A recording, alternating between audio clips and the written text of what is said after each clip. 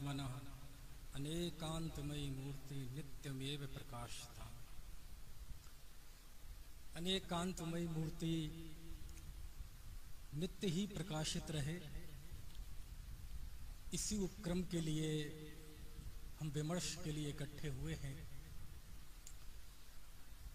सभा के सम्माननीय अध्यक्ष जो कि अभी मौजूद नहीं है,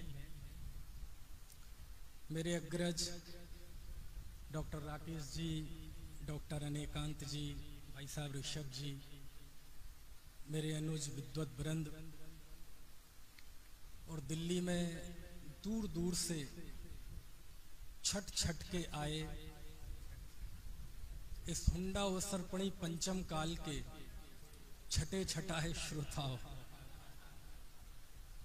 छठे छठाए के दो अर्थ होते हैं, निवेदन आपसे आप अच्छा वाला अर्थ लीजिएगा। घड़ी में 12 बज चुके हैं, आपके भी बज चुके होंगे।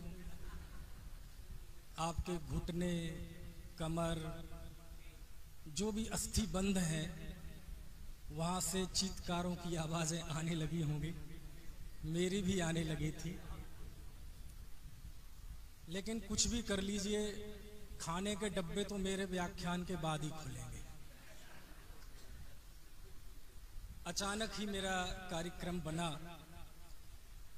तो मैंने संचालक महोदय संदीप जी से गुजारिश की कि आप मेरा उद्बोधन सबसे अंत में रखिएगा, ताकि मेरे पहले बहुत से लोग बोल चुके होंगे, तो थोड़ा सा उनको सुन सुन के अंत में इस काबिल हो जाऊंगा कि मैं भी कुछ बोल सकूंगा। खैर, नैया भंवर में डाल दी है, किस किनारे लगेगी पता नहीं। भगवान महावीर ने किन्हीं शास्त्रों की रचना नहीं की, उनकी वाणी को लिपिबद्ध किया हमारे श्रुतधर आचार्यों ने, हमारे आराध्य आचार्यों ने, हमारे ज्ञानियों ने उसे लिपिबद्ध किया। और मैं ये पूरे दावे के साथ, पूरे आत्मविश्वास के साथ, पूरे प्रामाणिकता के साथ कहना चाहता हूं कि उन आराध्य आचार्यों के द्वारा लिखा हुआ कोई भी शास्त्र, आप आंख बंद करके ऐसा किसी भी एक शास्त्र पर हाथ रख दें, आप उस शास्त्र को आंख बंद कर कोई भी पृष्ठ खोल लें और आंख बंद करके कहीं भी उंगली रख दें, जिस भी गाथा, जिस भी सूत्र, जिस भी पंक्ति पर वह उंगली पड़ेगी, उस पंक्ति में इतनी ताकत है कि वो सारे विश्व में शांति स्थापित कर सकती है। क्यों? उसका कारण है भगवान महावीर की वाणी का अनासक्त, गहरी अहिंसा और जीवन दृष्टि से ओतप्रोत होना। आप देखेंगे दुनिया में बहुत सारी विचारधाराएं हैं, और सारी विचारधाराओं को यदि हम समेटें तो एक भौतिकवादी विचारधारा है और एक आत्मवादी विचारधारा है। भौतिकवादी विचारधारा जिस उद्देश्य को लेकर चलती है, उसके लिए ये दृश्यमान जगत ही सब कुछ है। वह अपना जीवन उतना ही देखता है जितना 50, 60, 70 साल का है, और जब वह इतना ही देखता है तो इसी के उपक्रम करता है, यही उसकी दृष्टि होती है, यही उसका आचरण होता है। और तब वह लिखता है, यावत् जीवेम सुखम जीवेत ऋणम कृत्वा घृतम पिबेत भस्मीभूतस्य देहस्य पुनरागमन कुतः। जब तक जियो सुख से जियो, उधार लेकर घी पियो। क्यों? क्योंकि मरने के बाद कौन सा मनुष्य को दोबारा इस दुनिया में आना है? कोई प्रश्न कर सकता है, ऋण लेकर घी पिए? बोले ऋण लेने से तो हमने सुना है अगले जन्म में हमें झोटा बन के, बैल बन के, घोड़ा बन के चुकाना पड़ता है। तो कहता नहीं, ऐसा कोई पुनर्जन्म नहीं होता। नहीं साहब, ऐसा मैं नहीं कर सकता, मेरी आत्मा मुझे गवारा नहीं करती, आत्मा नाम की कोई चीज नहीं होती। नहीं साहब, भगवान मुझे माफ नहीं करेगा, भगवान नाम की कोई सत्ता दुनिया में नहीं है। जो भी हो साहब, ऐसा पाप मैं नहीं कर सकता, पाप पुण्य नाम की सत्ता दुनिया में नहीं है। ऐसा एक भौतिकवादी है। पीत्वा पीत्वा पुनः पीत्वा यावत भूतल पतति न भूतले पुनरुत्थाय वही पीत्वा कुछ समझ में तो नहीं आया? पियो पियो, तब तक पियो जब तक कि जमीन पे ना गिर पड़ो, और जब गिर जाओ तो फिर से उठो और फिर पियो। क्यों? पुनर्जन्म न विद्यते, क्योंकि दोबारा जन्म होने वाला नहीं। अब उसमें ताली बजाने का क्या? अब मैं ये भी बताऊंगा कि ताली किस पे बजाना। हमारे भाई हैं, उत्साह में बजा दी। कहने का आशय ये है, ये भौतिकवादी विचारधारा है, ये बहिर्मुख है, ये गैर जिम्मेदार है, ये लापरवाही का उद्घोष करती है। और मैं कहता हूं कि दुनिया में 90% और ज्यादा ही है ग्राफ इसी विचारधारा के लोग हैं। लेकिन क्या ये विचारधारा विश्व में शांति स्थापित कर सकती है? क्या ये गैर जिम्मेदारी शांति स्थापित कर सकती है? नहीं कर सकती। अब थोड़े हम हिंदुस्तान के दायरे में ही आए, थोड़े आत्मवादी लोगों को लें जो निराकार अदृश्य सत्ताओं को भी मानते हैं। लेकिन ऐसी भी विचारधारा है, निराकार सत्ता को तो मानते हैं, लेकिन वो ये दम्भ भरते हैं कि दुनिया में मेरा ही साम्राज्य होना चाहिए, मेरा ही अस्तित्व होना चाहिए, हमारी विचारधारा का ही अस्तित्व होना चाहिए। और इसके लिए हम साम दाम दंड भेद हिंसा जबरदस्ती कैसे भी करके हम अपनी विचारधारा को विश्व में स्थापित करेंगे। भले ही ये दुनिया जहन्नुम बन जाए, लेकिन हम जहन्नुम बना के भी जन्नत प्राप्त करना चाहेंगे। ऐसी भी विचारधारा है। लेकिन इस लोक से परे जहन्नुम बना के इस दुनिया को आप कौन सी जन्नत बनाना चाहते हैं? उस विचारधारा से भी न आत्म शांति प्राप्त की जा सकती है, न समाज में समरसता आ सकती है। एक तीसरी विचारधारा, ये अहिंसा में विश्वास रखती है, उच्च मानवीय मूल्यों में विश्वास रखती है, ईश्वर में विश्वास रखती है, सहिष्णुता में विश्वास रखती है।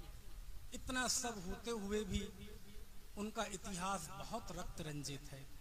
वैचारिक असहिष्णुता के नाम पे भारत के इतिहास में उनके रक्तपात की घटनाएं दर्ज है।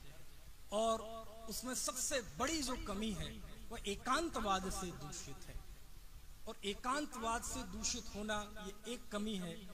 लेकिन दूसरा, कर्तृत्व इतनी गहराई से समाया हुआ है, और जहां एकांत हो और जहां कर्तृत्व हो, ना वह व्यक्ति शांत रह सकता है, ना समाज शांत रह सकती है।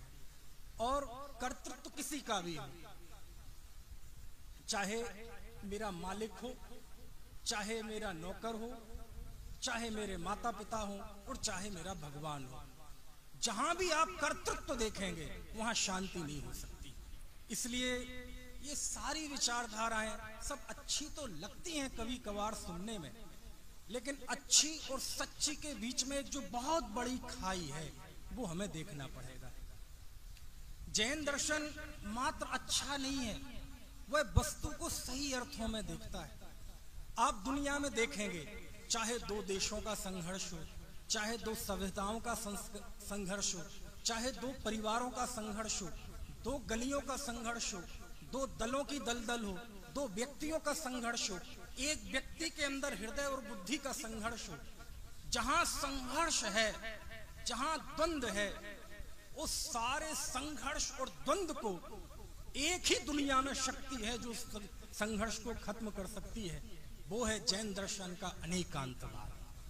और मैं ये कह सकता हूं, ये अनेकांतवाद ऐसा सुदर्शन चक्र है, ऐसा ब्रह्मास्त्र है, जिससे सारे विश्व की दिग्विजय की जा सकती है। आचार्य समंतभद्र लिखते हैं युक्तानुशासन के 61वें श्लोक में, बोले मैं अभद्र था, बेवकूफ था, अक्ल ही नहीं थी मुझ में, निरा बावला था, क्या कहें, अभद्र था, लेकिन जब ये अनेकांत मेरी बुद्धि में आया तो मैं समंत भद्र हो गया, चारों ओर से आनंद से भर गया, सम्यक दृष्टि हो गया, सामरस्य मेरे जीवन में आ गया। कहने का आशय यह है कि ये जो भगवान महावीर, वैचारिक अहिंसा का नाम अनेकांत है और क्रियात्मक अनेकांत का नाम अहिंसा है। और जब ये दोनों का मणिकांचन योग जब महावीर की वाणी में स्फुटित हुआ, तो मैं कह सकता हूं कि ये दुनिया निहाल हो गई। कोई भी दुख हो, कोई भी संघर्ष हो, उस दुख का इलाज इस अनेकांत और अहिंसात्मक आचरण में है। बहुत ज्यादा लंबी लंबी बातें क्या करूं, 12:30 के करीब घड़ी पहुंच चुकी है। बहुत मन में विषय बहुत आ रहा है, विद्वानों से बहुत सुना, और जब एक सुनते हैं तो 4 बातें हमारे मन में भी आती है, लेकिन वो सारी मैं करने लगूं तो देखो, एक छोटी सी बात मैं कहता हूं, दर्शन और व्यक्ति, इन दोनों में बिंब प्रतिबिंब भाव होता है।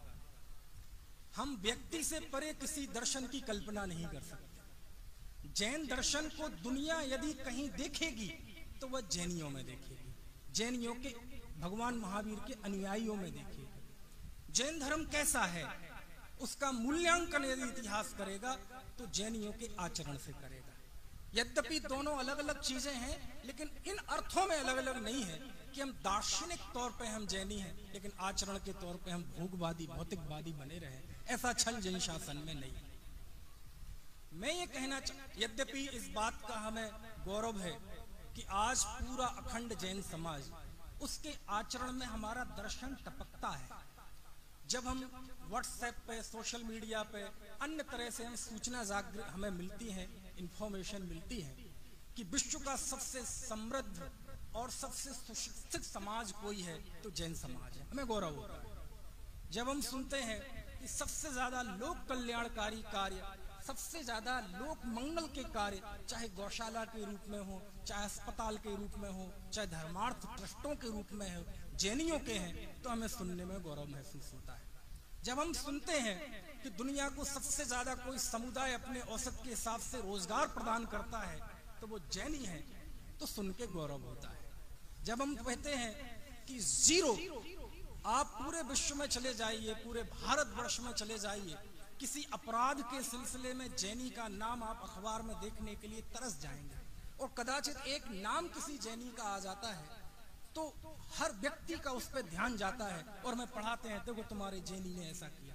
हमें उस समय बुरा लगता है, लेकिन इस बात का गौरव भी है कि और किसी समाज के व्यक्ति का नाम यदि अपराध में आता है तो किसी के सिर पे जू नहीं रेंगता। मानो हम ये मान के बैठे हैं कि हम तो ऐसे ही हैं, लेकिन किसी जैनी का आ जाता है तो हमारा ध्यान आ जाता है। उस समय गिलानी जरूर होती है, लेकिन ये गौरव का विषय है। ये सब हमारे उज्जवल पक्ष हैं। जब किसी आचरण की शुद्धता की बात होती है, अहिंसा की बात होती है, बरबस इस सबका ध्यान जैनी की तरफ जाता है। ये हमारे लिए गौरव की बात है और होना चाहिए। लेकिन मैं कहना चाहता हूं कि भैया, हर चीज का अनेकांतात्मक पहलू है। हम जैनियों में भी शर्म से माथा झुक जाता है जब जैनियों में हम मांस भक्षण की खबरें सुनते हैं।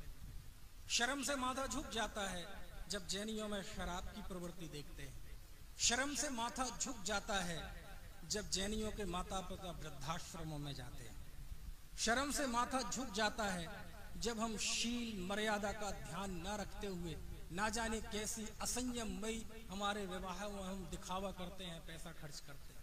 हमारा शर्म से माथा झुक जाता है उस समय जब हम अपने बच्चों की परवरिश के लिए उन्हें ये दृष्टि देते हैं कि छल हो, बल हो, जैसे भी हो आप व्यापार करो। तो ये बहुत सारी विकृतियां हैं जिनसे हमारा माथा शर्म से झुक जाता है। लेकिन क्या करें, अब मन में भाव इतने हैं। मैं जैन सिद्धांतों की प्रासंगिकता भी बताना चाहता हूँ, और चाहता हूँ कैसे भगवान महावीर की एक वाक्य से पूरे विश्व में शांति स्थापित हो सकती है। लेकिन हम विश्व में शांति क्या स्थापित करें, हम ही खुद शांत हो जाएं, हम ही आनंदित हो जाएं, क्योंकि दूसरे लोग डर से प्रभावना करना चाहते हैं। प्रभावना का अंग जैन धर्म में भी है। सम्यक दृष्टि के 8 अंगों में एक प्रभावना नाम का अंग है, लेकिन उसकी वह प्रभावना आराधना से होती है। जैन दर्शन वाणी से प्रभावना नहीं मानता, आचरण से प्रभावना मानता है। भाषण से प्रभावना नहीं मानता, आचरण से प्रभावना मानता है। जिह्वा से प्रभावना नहीं मानता, जीवन से प्रभावना मानता है। भगवान महावीर ने तो अपने जीवन में एक लफ्ज नहीं बोला, और जब बोला तब वो अरहंत हो चुके थे। कहने का आशय यह है कि बहुत सारी बातें हैं। अब चूंकि अंतिम समय है तो क्यों ना हम भगवान महावीर के इस सिद्धांत को अंतिम बिंदु तक पहुंचाएं। क्योंकि ये जो हम गृहस्थों का जीवन होता है, आप देखो दुनिया में कहते हैं हम राम राज्य लाएंगे, राम राज्य लाएंगे। ठीक है, अच्छी बात है, राम राज्य लाएं, हमारी भावना है, लेकिन राम राज्य में हमारी भूमिका क्या होगी? उस राम राज्य लाने में हमारी क्या भूमिका होगी? एक शब्द में बताता हूं राम राज्य कैसे आ सकता है। राम राज्य यदि आपको लाना है तो आपको 5 अणुव्रतों का प्रचार करना पड़ेगा। 5 अणुव्रत ही राम राज्य है, इससे अलग कोई राम राज्य नहीं है। हिंसा प्रवृत्ति का त्याग, असत्य वृत्ति का त्याग, अन्याय अनीति का त्याग, न्याय नीति पूर्वक जीविका उपार्जन करना, जितनी जरूरत हो उतना जोड़ना, और अपनी स्त्री के अलावा छोटों को बहन के समान, बेटी के समान, बराबरी वालों को बहन के समान, और अपनी से बड़ी उम्र की महिला को माँ के समान। ये 5 अणुव्रत ही राम राज्य है, इससे बड़ा कोई दूसरा राम राज्य। लेकिन ये 5 अणुव्रत का, इन पंचशील के सिद्धांतों का एक बड़ा आत्मीय पहलू है, क्योंकि इस दुनिया की सबसे छोटी इकाई है मनुष्य, प्राणी मात्र है। अभी हम मनुष्यों पर लागू करते हैं, क्योंकि हमसे ही परिवार बनता है, हमसे ही गली मोहल्ले बनते हैं, हमसे ही समाज बनता है, हमसे ही देश बनता है, हमसे ही संस्कृति बनती है, सभ्यता बनती है। मेरा निर्माण, मेरे व्यक्तित्व का निर्माण ही समाज का निर्माण है। और हमारा व्यक्तित्व कैसा हो, तो भगवान महावीर हमें 2 दृष्टियां देते हैं। आप देखो, कहते हैं हम सारी दुनिया के जीवों में एकत्व यदि है तो 100% एकत्व है, हम में कोई भिन्नता नहीं है। और यदि हम में विविधता भी है तो 100% विविधता है, हम में कोई समानता नहीं। जब हम अपने आप में एकत्व देखें तब महावीर कहते हैं एगो में शास्त्रो अप्पा प्राण दंसण लक्षणों शेषा में बाहिरा भाबा सब्बे संजोग लक्षण। और जब वैविध्य देखें, हर व्यक्ति विषाद में डूबा हुआ है, हर व्यक्ति अभाव में डूबा हुआ है, हर व्यक्ति के अंदर कहीं ना कहीं द्वंद्व और वर्जनाएं चल रही हैं, हर व्यक्ति सारी दुनिया को अपने जैसा देखना चाहता है। व्यापक एकत्व की स्वीकृति यदि है तो वो भी जैन धर्म में है, और व्यापक वैविध्य की स्वीकृति है तो वो भी जैन धर्म में है। वो मैं बताता हूं आपको कैसे। और जब तक ये व्यापक वैविध्य की स्वीकृति नहीं होगी, ये संघर्ष चलते रहेंगे। आप देखें, एक ये हमारा अंगूठा है? मौजूदा विश्व में जिसे विज्ञान कहता है, लगभग 8 अरब लोग होंगे। 8 अरब लोगों का अंगूठा आपस में मिलता है।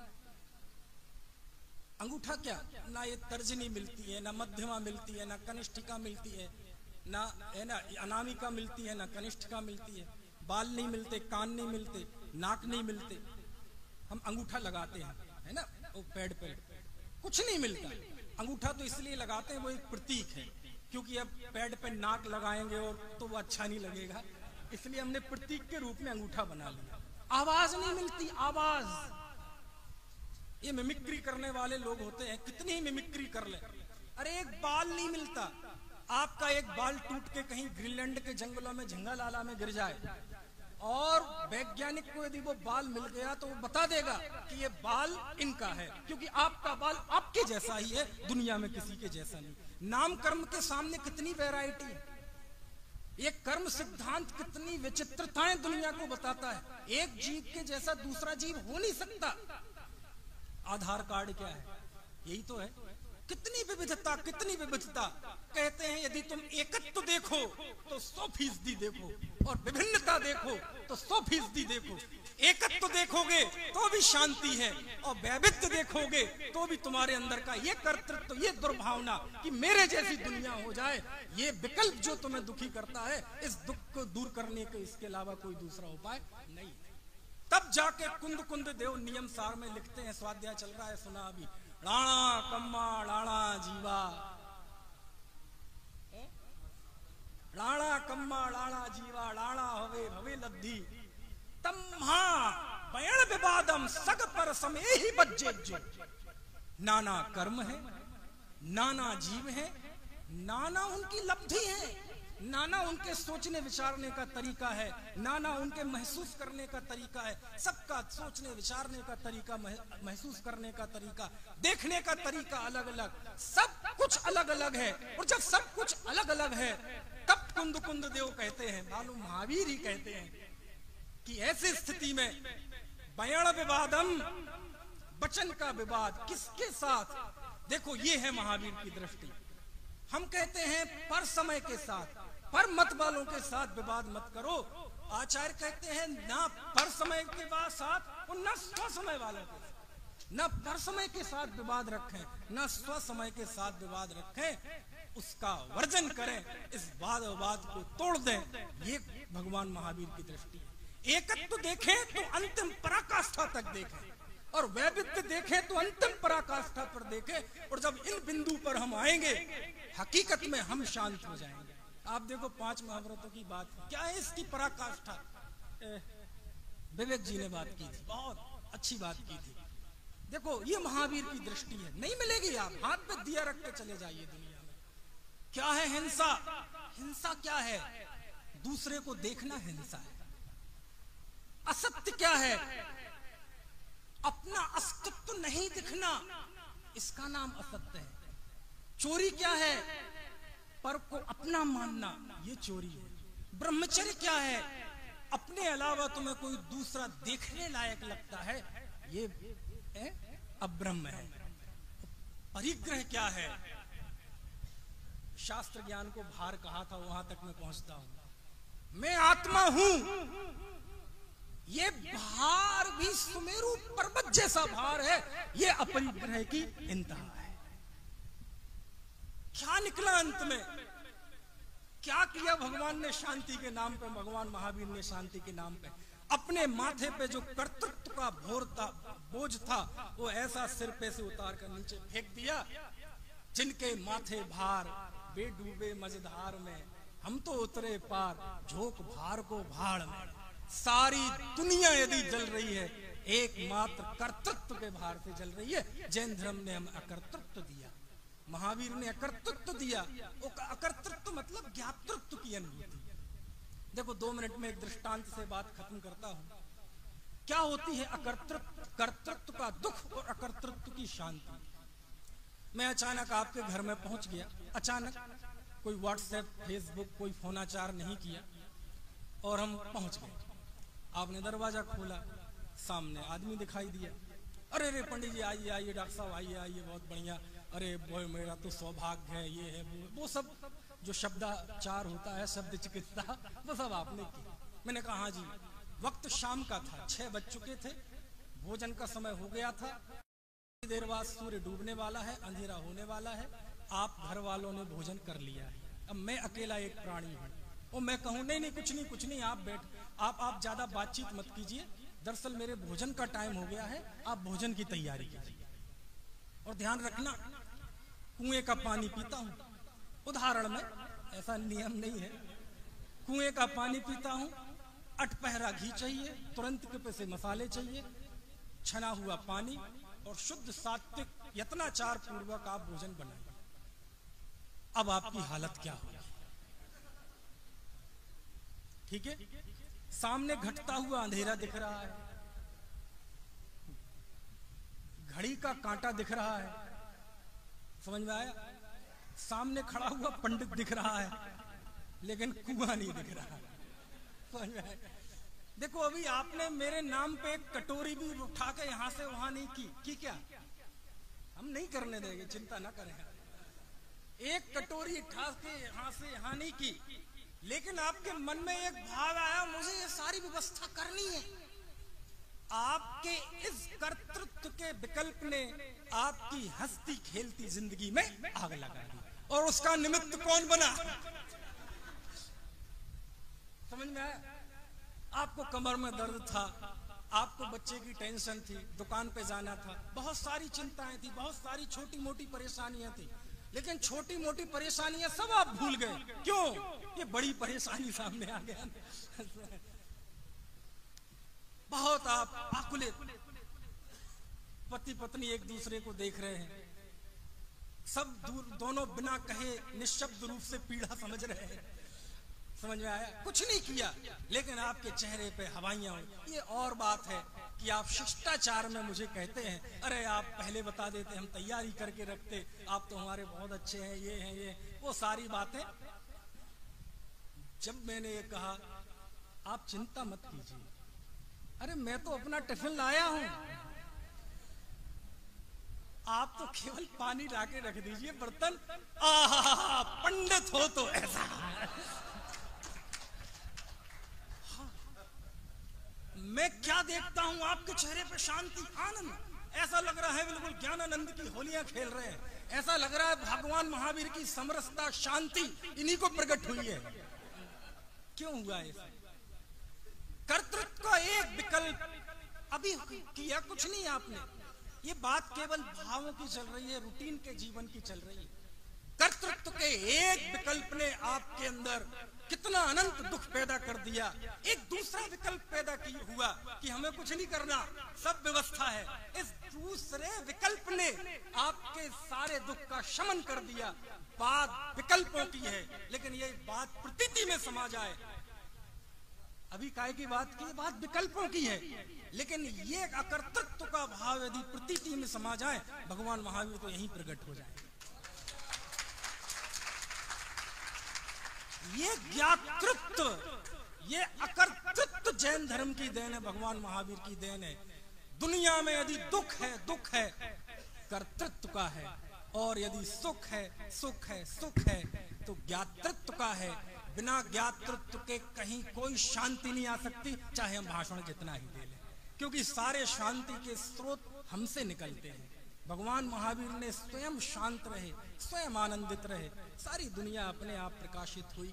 मैं अंत में यही कहूंगा कि आपने गोष्ठी में मुझे याद किया, बहुत बहुत धन्यवाद। आपकी गोष्ठी बहुत अच्छी रही। भगवान महावीर केवल हमारे वाक विलास के और बौद्धिक व्यायाम के विषय ना बने, वो हमारे आनंद के भी विषय बने, आचरण के विषय बने। इसी पवित्र भावना के साथ ये बात जोर दिया कि इस कर्तृत्व के